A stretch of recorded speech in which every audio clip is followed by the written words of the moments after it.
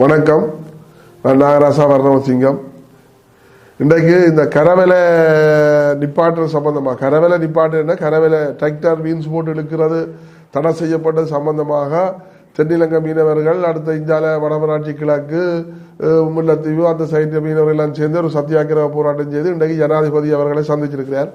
சந்தித்து ஜனாதிபதி அவர்கள் அந்த கரவலை சம்மாட்டிமாரோட உரையாடும் போது கடல் வளத்தை பாதிக்கிறது, கடல் வளத்தை பாதிக்காமல் தொழில் செய்யணும், பாதிக்கிறது சம்பந்தமான முறையை தொழில் சொன்னால் அது கஷ்டம் அப்படின்னு சொல்லி அவைக்குள்ள ஒரு நல்ல தீர்வு கொடுக்காமல் அப்படி இப்படி கரைச்சி ஒரு சின்ன முடிவு ஒன்று சொல்லியிருக்கிறார். அந்த முடிவுகள் வந்து வெளியில வர இல்லை.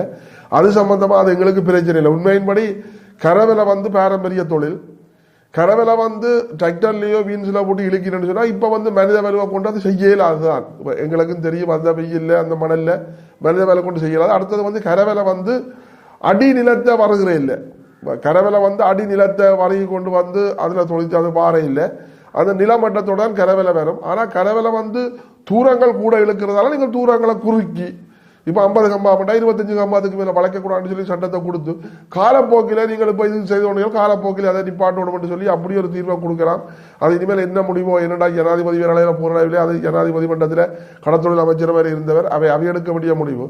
ஆனால் இன்றைக்கு உண்மையா கௌரவ ஜனாதிபதி அனுரகுமார திசாநாயக்கா அடுத்த இன்றைக்கு கடத்தொழில் அமைச்சர் மாதிரி இருந்தவர்கள் டிராக்டரை விட இன்றைக்கு இழுவமடி தொழில் நிலத்தை வந்து 1.5 அடி 1 அடி 1.5 அடி சேர்த்த கிளறித்தான் இன்றைக்கு அதுக்கு இருக்கிற ரால் நண்டு அட்டை சங்குகள் எல்லாத்தையும் பொறுக்கி எடுக்கிறேன். அதில் வர பெஞ்சு எல்லாத்தையும் கடல்ல கொட்டி போட்டு வருகிறேன். தூள் மீன்கள் குஞ்சு மீன்கள் அடுத்த காளாறுகள் பவளக்கொடி எல்லாத்தையும் கடல்ல கொட்டி போட்டு வருகிறேன். இப்போ இன்றைக்கு வந்து எங்க கடலை மோசமான முறையில் அழிக்கிறது வந்து ட்ரோலர் இழுவமடிதான். இழுவமடிதான் இன்றைக்கு முற்று முழுதாக இந்த கடல் வளர்ச்சி அழிச்சு கொண்டு இருக்கு. இல்லாட்டி ஒரு காலத்தில் நாங்கள் தொழில் செய்யல. இன்றைக்கு 83ஆம் ஆண்டு யுத்தத்துக்கு முதல் வந்து ஒவ்வொரு காலாளுக்கும் ஒரு பெரிய மரம்கள் மாதிரி பெரிய இணர்கள் மாதிரி அந்த காலாளில் எங்கிட்ட வேலை தட்டுப்பட்டாலே அதுல எஞ்சாவது மீன்கள் வரும். ஆனால் அப்படியா கொண்ட காலாளர்கள் இன்றைக்கு கடலில் எங்கேயுமே இல்லை. ஏனென்றால் டோலர்காரர் இப்படி 1.5 அடி 2 அடி தூரத்துக்கு உள்ள கிண்டி சேர்த்த கிண்டி வலிச்சு அள்ளிக்கொண்டே கொட்டினா இன்றைக்கு இந்த கடல் வளம் எப்படி பெருகும். இன்றைக்கு கடல்ல வந்து காளாறுகள் புல்லு பூண்டுகள் இருந்தால் தான் இன்றைக்கு கடல் வளம் பெருகி நாங்கள் கடல்ல வந்து மீன் உற்பத்தி ஆகி மீன் பெருக்க பெறும். இன்றைக்கு நாங்கள் யுத்தத்துக்கு முதல் வடவாகனத்தில் இருந்து நாங்கள் வந்து அரைக்கரவாசி 50 விதமான மீன்களை ஏற்றுமதி செய்தது. மீன் பிடிக்கலாம் இருந்து நாங்கள் இப்ப நீங்கள் இன்றைக்கு நாங்கள் மீன் பிடிக்கலாம் இன்றைக்கு அந்நிய நாட்டை நீங்கள் மீன் இறக்குமதி செய்கிறீர்கள். அப்ப முதல் வந்து தடை செய்ய வேண்டியது. இன்றைக்கு நீங்கள் பாராளுமன்றத்தில் நிறைவேற்றப்பட்டு வர்த்தமானியில் அறிவிக்கப்பட்டது. ஒரு வர்த்தமானியிலே அறிவிக்கப்பட்ட தடை என்று சொன்ன தொழிலை அதை நிப்பாட்டாமல் நீங்கள் டிராக்டரை நிப்பாட்டுங்கள். உண்மையின்படி எங்களுக்கு 100க்கு 100 டிராக்டரால பாதிப்பு சொல்லலாம். அது நாங்கள் வந்து அவைகள் தூரத்தை குறைச்சாலிய தொழில் செய்ய அனுமதிக்கலாமே தவிர உண்மையின்படி எங்களோட கடல் வளத்தை முற்றுமுதாக நாசமாகி கொண்டிருக்கிறது இன்றைக்கு வந்து ட்ரோலர். இதை வந்து நேரா நிறுவனம் ஆய்வு செய்தான். டிராக்டர் வந்து உண்மையின்படி வளர்ச்சி அளிக்குது, இந்த டிராக்டர் தொழில் மீன் தொழிலாளர் வளர்ச்சி அளிக்குதுன்னு சொல்லி நேரா நிறுவனம் ஆய்வு செய்து அது தடை செய்யணும்னு கிடக்கு. ஆனால் இன்றைக்கு ஏன் இந்த ட்ரோலரை இந்த நேரா நிறுவனம் இன்றைக்கு அதுக்கு சொல்ல இல்லை. ஒவ்வொரு அரசியல் கட்சியும் ஒவ்வொரு அரசியலும் மாற ஒவ்வொரு அரசியல் கட்சி இந்த சொல்ல கேட்டுக்கொண்டுதான் இந்த நேரா நிறுவனம் செய்யுது. உண்மையின்படி முற்று முழுதாக கடலை அழித்து நாசம் இந்த பவளப்பாறையிலிருந்து பவளக்கொடியிலிருந்து காளான்களை எல்லாத்தையும் அழிக்கிறது வந்து உள்ளூர் இழுவப்படகு. உள்ளூர் இழுவப்படகு இந்திய இழுவப்படகு உள்ளூர் இழுவப்படகு. அப்ப எங்களுக்கு உள்ளூர் இழுவப்படகு வந்து நாங்கள் நிப்பாடு. இன்றைக்கு நான் தொலைச்சு கொண்டிருக்கிறேன். இன்றைக்கு வந்து பல்வெட்டத்துறை இழுவமணி தொழில் டோலர் வந்து ஒரு 3/4 கிலோமீட்டரும் இல்லை. 3/4 கிலோமீட்டர் கரையால வந்து மடிய தள்ளி இழுத்துட்டு போறான். அப்ப இப்படி தொழில் செய்தால் மற்றவன் தொழில் செய்யலாது. கடல் வளம் முட்டா கிடக்கிற எல்லாத்தையும் அழிச்சு கொண்டே இருக்கிறாங்க. அப்ப இது ஏன் தடை செய்யல? இது என்ன காரணத்துக்கு தடை செய்யல?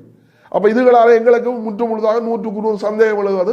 உண்மையின்படி இவட்ட கையூட்டுகள் வேண்டிக் கொண்டு நீங்கள் விடுற மாதிரி தான் எங்களுக்கு சந்தேகம் வருது. இன்றைக்கு மன்னாரில் அந்த தொழில் தடை இந்த தொழில் தடை என்று சொல்லி அங்கத்தை நீதியமைத்துறை உதவி பணிப்பாளர் அறிவிக்கிறார் என்று சொன்னால் அங்க டோலரை பற்றி அறிவிக்கல. ஆனா சுருக்கு வரி அறிவித்து கேட்டாயினை பற்றி அறிவிக்கிறார். அந்த தொழில் தடை இந்த தொழில் தடை சொல்றார். ஆனால் யாழ் மாவட்டத்தில் இன்னும் எங்களது நீதியமைத்துறை உதவி பணிப்பாளர் இன்னும் துறக்கல. நாங்கள் வந்து அதை சொல்றோம். இன்றைக்கு உண்மையின்படி தடை செய்ய வேண்டிய தொழில் எல்லாத்தையும் தடை செய்தால் தான் நாங்கள் ஒரு 20 வருஷத்துல நாங்கள் உண்மையின்படி உழைக்கலாம். எங்களோட சந்தடி வாழும். இப்போ இன்றைக்கு நாங்களே இவ்வளவு கஷ்டப்படுறோம்னு சொன்னால் எங்களோட சந்தடி என்னென்று வாழ போகுது. இப்பவே எங்களோட பிள்ளைகள் எல்லாம் இப்படி இவ்வளவு பேர் இன்றைக்கு அந்த கூலி வயரிங் வேலைக்கு கட்டு வேலைக்கு வேற வேற வேலைக்கு இன்றைக்கு எல்லாருமே போக வலிக்கிட்டாங்க. ஏன்னா கடல் ஒன்றும் இல்லை. அப்படியே கடலை நாசம் செய்து கொண்டிருக்கிற தொழிலை நீங்கள் நிப்பாட்டாமல் டிராக்டரை நிப்பாட்டிங்க. டிராக்டர் வந்து வர்த்தமானியில் அறிவிக்கவும் இல்லை. 2012ஆம் ஆண்டு தான் பதிவு செய்யப்பட்டது. அவன் வர்த்தமானியில் அறிவிக்கவும் இல்லை இது தடை, டிராக்டர் மீன்ஸ் வந்து தடை என்று சொல்லி.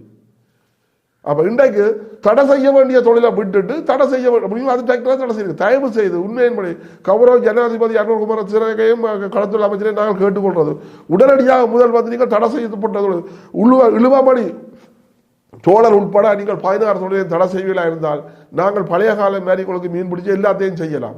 தயவு செய்து முதல் அதை செய்யுங்க. இன்றைக்கு கடலில் லைட்டு விடுறாங்க, கார் பற்றி லொரி பற்றி லொரிகளுக்கு கொடுக்குற பட்டியலை கொண்டு போட்டுக்கு ஏற்றி பல வழியை வயர் விட்டு கொண்டே வயரில் லைட்டை பூட்டி பெரிய கடலில் பார்த்தால் திருவிழாவை விட பெரிய மோசமாக இருக்குது கடலில். அப்படியா கொத்த இன்றைக்கு கடலில் எங்கே போய் பார்த்தாலும் லைட்டு. அப்போ இப்படியே போனால் எங்கட கடல் வளம் எப்படி போக போகுது? அப்போ இதுகள் எல்லாத்துக்கும் எங்கட நீதித்துறை தான் பதில் சொல்லணும். அதே போல இனிமேல் தயவு செய்து வெளி மாவட்டக்காரருக்கு எந்த ஒரு மாவட்டக்காரருக்கு என்ன தொழில் என்றாலும் சரி ஒருத்தருக்கு நீங்கள் தயவு செய்து அனுமதி வழங்க வேண்டாம். உண்மையின்படி இன்றைக்கு அட்டை தொழில் என்றாலும் சரி என்ன தொழில் என்றாலும் சரி வெளி மாவட்டத்திலிருந்து வர தேவை செய்ய அனுமதியை வழங்காமல் இந்த தடை செய்யப்பட்ட ட்ரோலர் சுருக்கு வேலை உட்பட தடை செய்யப்பட்ட தொழில் அத்தனை நீங்கள் தடை செய்து விடுவேலா இருந்தால் உண்மையின்படி நாங்கள் நிம்மதியாகவும் எங்களது வருங்கால சந்தடி வாழ்றதுக்குரிய வழியா இருக்கும். எங்களோட கடல் வளம் பெருகும். கடல் வளம் பெருகினால் மீன் வளம் பெருகும். நாங்கள் சந்தோஷமாக தொழில் செய்து உழைப்போம். ஆனால் உண்மையின்படி கௌரவ ஜனாதிபதிகள் இந்த கவனத்தில் எடுத்து கடற்தொழில் அமைச்சரும் கவனத்தில் எடுத்து உடனடியாக இதுக்குரிய நடவடிக்கை எடுக்கணும் என்று சொல்லி நான் உங்களை கேட்டுக்கொள்கிறேன். சட்டத்தரணி மல்வாராட்சி பாதாள உலக குழு உறுப்பினர்களால் சுட்டு படுகொலை செய்யப்பட்டார். அவரும் அவருடைய மனைவியாரும் தனியார் பிரபலமான வியாபார நிலையமான கீஸ் நிறுவனத்துக்கு முன்னால் காத்திருப்பிடத்தில் வைத்து அவர்கள் வாகனத்தில் விவரம் முற்படுகின்ற போது ஒரு வாகனத்தில் வந்த பாதாள உலக குழு உறுப்பினர்கள் அவர் மீது துப்பாக்கி பிரயோகம் மேற்கொண்டதை அடுத்து ஸ்தலத்திலேயே இருவரும் உயிரிழந்தனர். இந்த சம்பவம் தொடர்பாக விசாரணைகள் இடம்பெற்று வருவதுடன் பல்வேறு குழுக்களாக விசேட போலீஸ் பிரிவுகள் விசாரணைகளை ஆரம்பித்துள்ளது. குறிப்பாக பாதாள உலக குழு தலைவராக ஒருவராக இருக்கின்ற ஒருவருடைய வழக்கு தொடர்பாக அவருடைய வழக்கினுடைய விடயங்களை இன்னொரு உறுப்பினருக்கு இவர் கையளித்ததாக சந்தேகிக்கப்பட்டே இவர் வழக்கு செய்கின்ற அந்த பாதாள உலக உறுப்பினர் இவரை படுகொலை செய்ததாக குறிப்பிடப்படுகிறது. இந்த நிலையில் சட்டத்தரணிகள் சங்கம் ஒரு அதிரடியான முடிவை எடுத்திருந்தது. சட்டத்தரணிகளினுடைய பாதுகாப்புக்கு அச்சுறுத்தல் நிலவுவதாக குறிப்பிட்டு இன்றைய தினம் தம்முடைய சட்ட நடவடிக்கை அதாவது வழக்குகளில் ஆஜராவதிலிருந்து புறக்கணிப்பு நடவடிக்கையை மேற்கொண்டது. அந்த வகையில் யாழ்ப்பாண நீதவான் நீதிமன்றத்தில் இன்றைய தினம் சட்டத்தரணிகள் தம்முடைய வழக்குகளை அல்லது தம்முடைய நீதிமன்ற கடமைகளை புறக்கணித்தனர்.